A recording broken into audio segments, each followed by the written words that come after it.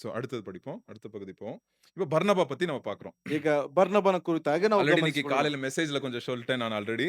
ಈಗಾಗಲೇ ಬಾರ್ನಬನ ಕುರಿತಾಗಿ ಮುಂಜಾನೆ ತಿಳಿಸಲ್ಪಟ್ಟಿದ್ದೇನೆ. பர்னபா அப்படின்ற பேரோட அர்த்தம் வந்து ஆம், ஆறுதலின் மகன். ಅಲ್ಲಿ ಬರ್ನಬನ ಹೆಸರಿನ ಅರ್ಥವನ್ನು ನೋಡುವುದಾದ್ರೆ ಆದರಣೆಯ ಮಗ ಎಂಬುದಾಗಿ. எங்கெல்லாம் போதோ ஜனங்கள்லாம் எங்கெல்லாம் பர்னபா போய் கை வைக்கிறாரோ அவங்களுக்கெல்லாம் ஆறுதல். ಅಲ್ಲಿ ಎಲ್ಲೆಲ್ಲಿ ಆತನು ಹೋಗಿ ಕೈಗಳನ್ನ ಹಾಕ್ತಾ ಇದ್ದಾನೋ ಅಲ್ಲೆಲ್ಲರಿಗೂ ಅವರಿಗೆ ಆದರಣೆ ಉಂಟಾಗ್ತಾ ಇದೆ. அவரு பாருங்க இன்னும் 2வது பாயிண்ட் நான் என்ன போட்டிருக்கேன்? He was full of the holy spirit. ಆ- பரிசுத்தாவினாலே முழுதுமாய் நிரம்பி இருந்தார். ಆತನು ಪರಿಶುದ್ಧಾತ್ಮನಿಂದ ಸಂಪೂರ್ಣವಾಗಿ ತುಂಬಿಸಲ್ಪಟ್ಟಂತ ವ್ಯಕ್ತಿ. அதான் சீக்ரெட்.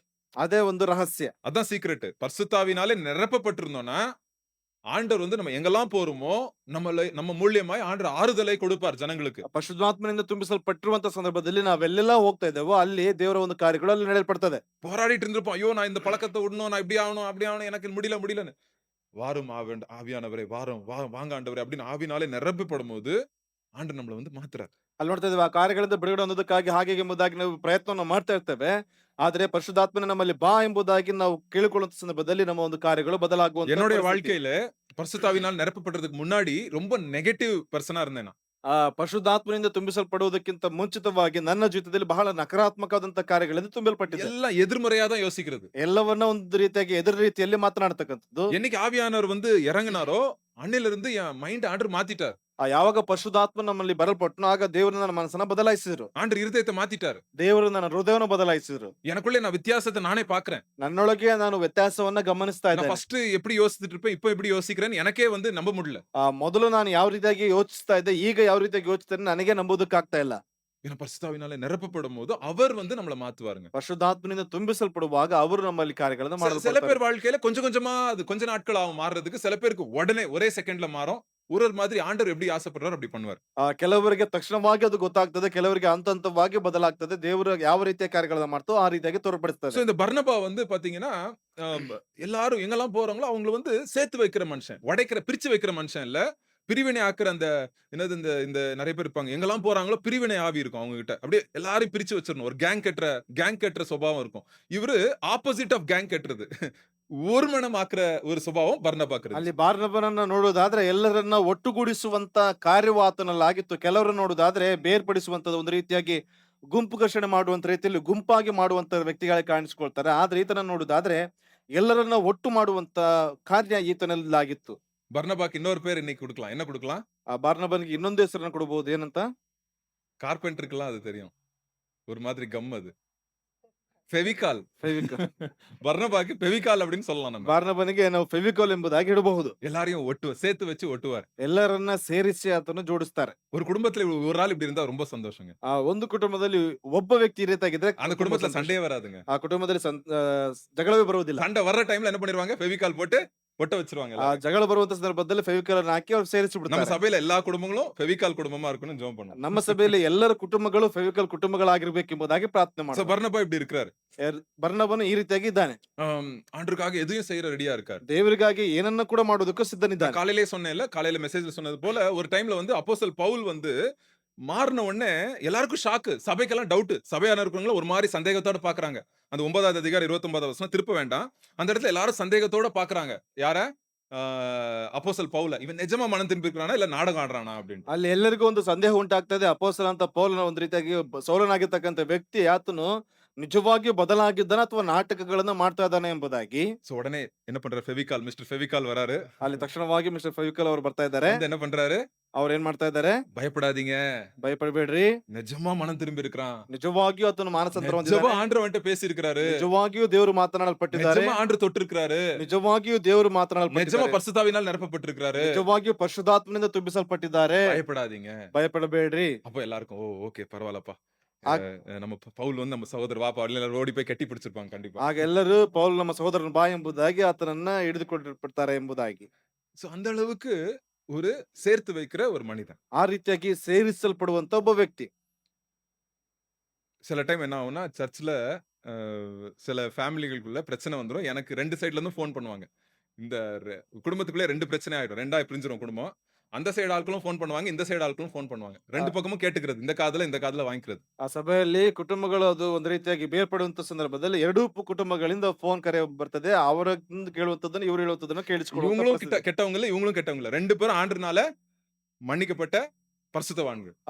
ಇವರು ಕೂಡ ಇಬ್ಬರು ಕೂಡ ದೇವರಿಂದ ಪರಿಶುದ್ಧಾತ್ಮನಿಂದ ರಕ್ಷಣೆ ಹೊಂದಲ್ಪಟ್ಟ ಕ್ಷಮಿಸಲ್ಪಟ್ಟಿರ್ತಕ್ಕಂಥ ಕುಟುಂಬಗಳು. ஆனா வீட்ல ஏதோ ஒரு பிசாசு என்ன பண்ண பார்க்கறான், அந்த குடும்பத்த பிரிக்க பார்க்கறான். அந்த சபைய பிரிக்க பார்க்கறான். ಆದ್ರೆ ಸೈತಾನ ಏನ್ ಮಾಡ್ತಾ ಇದ್ದಾನೆ, ಒಂದು ಕುಟುಂಬ ಒಂದು ಸಭೆಯನ್ನು ಒಡೆದು ಹಾಕುವುದಕ್ಕೆ ಪ್ರಯತ್ನ ಮಾಡ್ತಾನೆ. பிசாசு நல்லா பாத்துங்க. பிசாசு வந்து என்னைக்கும் பிரிச்சு விட்டுட்டு, தூண்டி விட்டுட்டு பாப்கார்ன் சாப்பிட்டே பார்த்துட்டே இருப்பான் ஜாலியா. ಅಲ್ಲಿ ಸೈತಾನನ್ನ ನೋಡುದಾದ್ರೆ ಯಾವತ್ತಿಗೂ ಆತನ ಚೂಟಿದ ನಂತರದಲ್ಲಿ ಪಾಪ್ಕಾರ್ನ್ ತಿನ್ನುವುದರ நம்ம இங்க ಮೂಲಕವಾಗಿ அடிச்சுக்கும் போராடுவோம், தண்டை போடுவோம், அங்க பாப்கார்ன் சாப்பிட்டே இருப்பான் பிசாசு ஓரத்துல உட்கார்ந்து. ನಾವಿಲ್ಲಿ ಓಡಾಡ್ತೀವಿ, ಜಗಳವನ್ನ ಮಾಡ್ತೀವಿ, ಆದ್ರೆ ಸೈತಾನ ಏನ್ ಮಾಡ್ತಾನೆ, ಆತನ ಪಾಪ್ಕಾರ್ನ್ அவனுக்கு ஜாலி.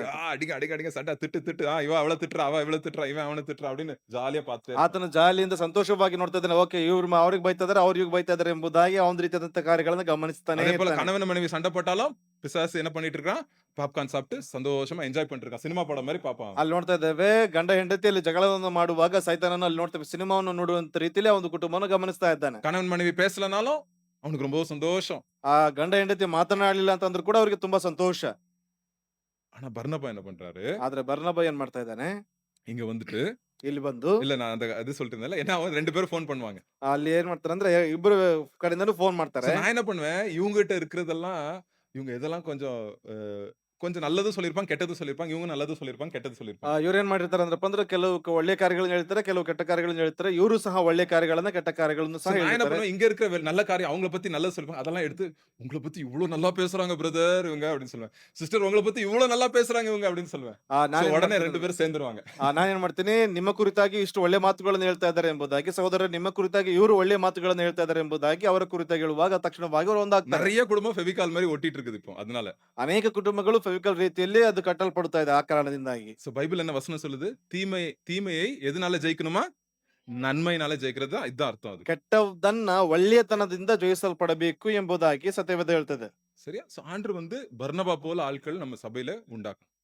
ಬರ್ನಬನ ರೀತಿಯಲ್ಲಿ ನಮ್ಮ ಸಭೆಗಳಲ್ಲಿ ಜನಗಳನ್ನ ಉಂಟು ரெண்டாவது ಹಾಕಲ್ಪಡಬೇಕು. இது என்ன ஆச்சு, பவுல் வந்து ரொம்ப வேகமா ஊழியத்தை செஞ்ச உடனே பவுல சாவடிக்கிறதுக்கு இப்போ எல்லாரும் ரெடி ஆயிட்டாங்க. ಅಲ್ಲಿ ಪೌಲನ್ನು ಹೊಡೆದು ಹಾಕುವುದಕ್ಕಾಗಿ, ಕೊಂದು ಹಾಕುವುದಕ್ಕಾಗಿ ಎಲ್ಲರೂ ಸಿದ್ಧರಾಗ್ತಾ ಇದ್ದಾರೆ. உடனே பவுல் என்ன பண்ணிடுறாங்க, ஏய் ஓடிப்பா உன் ஊருக்கு போப்பா அப்படின்னு பாருங்க, அந்த மேப்ல போட்டிருக்கேன்ல, தர்சு அப்படின்ற ஊரு, தர்சீஸ் பட்டணத்துக்கு அனுப்பிடுறாங்க. அதான் பவுலோட சொந்த ஊரு. ಅಲ್ಲಿ சொந்த ஊருக்கு அனுப்பிடுறாங்க அவரை. ಅಲ್ಲಿ ಪೌಲನ ಸ್ವಂತ ಊರಾಗಿರ್ತಕ್ಕಂಥ ತಾರ್ಷೀಸ್ ಆ ಒಂದು ಭಾಗಕ್ಕೆ ಅವರನ್ನ ಕಳುಹಿಸಲ್ಪಡ್ತಾ ಇದ್ದಾರೆ.